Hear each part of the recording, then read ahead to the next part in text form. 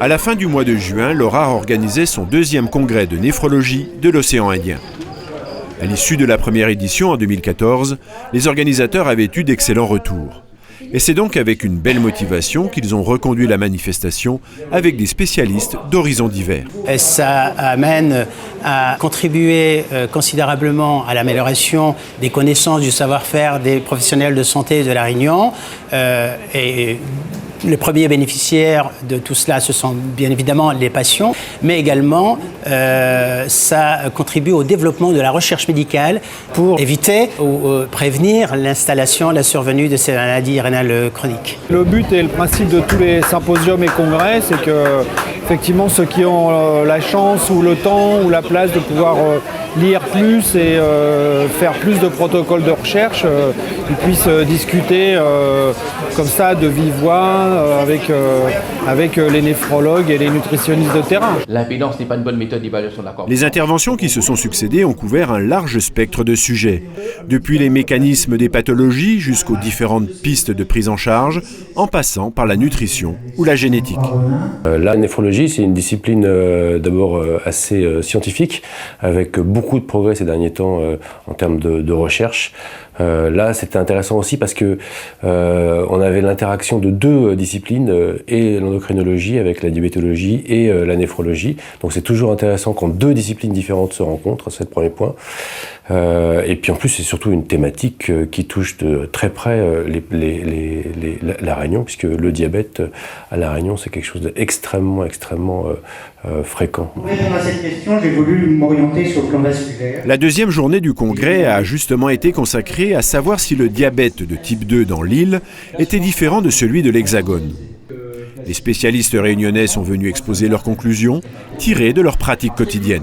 On a à La Réunion un bassin de population, et notamment de malades néphrologiques, qui est tout à fait particulier. Et il y a toujours intérêt, comme c'est le cas d'ailleurs depuis plusieurs années, de mener des études, notamment épidémiologiques, qui nous permettent peut-être d'affiner la prise en charge de ces patients. Comme l'an dernier, les organisateurs avaient tenu à inviter certains professionnels étrangers. Le docteur Mohamed Taraba, par exemple, unique néphrologue d'une région peuplée d'1 500 000 personnes au Sénégal, y voit l'occasion d'une perspective de collaboration. Dans l'île, vous êtes vraiment en avance sur la dialyse peritonéale. Nous, en Afrique, au Sénégal, on a commencé la dialyse peritonéale depuis 2004, mais chez moi, à Touba, on ne fait pas de dialyse peritonéale. Donc ce serait vraiment intéressant d'insister sur cet axe, par exemple d'assurer aussi une formation continue de mes infirmiers de dialyse et même du néphrologue. Les ministres de la Santé de Madagascar et de Maurice étaient également présents à la manifestation. Accueillis par le maire de Saint-Paul, ils ont signé en marge du congrès une convention de coopération avec l'ORAR. Car c'est aussi le rôle de ce genre de réunion professionnelle, donner de la visibilité à une discipline et plus encore aux enjeux de santé publique dont elle s'occupe. Donc ces initiatives, elles sont importantes, j'espère bien qu'elles seront pérennes. Et d'ailleurs, on l'a vu, c'était important puisque beaucoup d'institutionnels, on a eu un certain nombre d'institutionnels, de politiques qui sont venus voir ce qui se passait. Donc ça veut dire que quelque part, il y a un clignotant qui se met en route. Et de toute façon, le diabète est un souci épidémiologique à l'île de la Réunion, clairement, dans les différentes ethnies de l'île.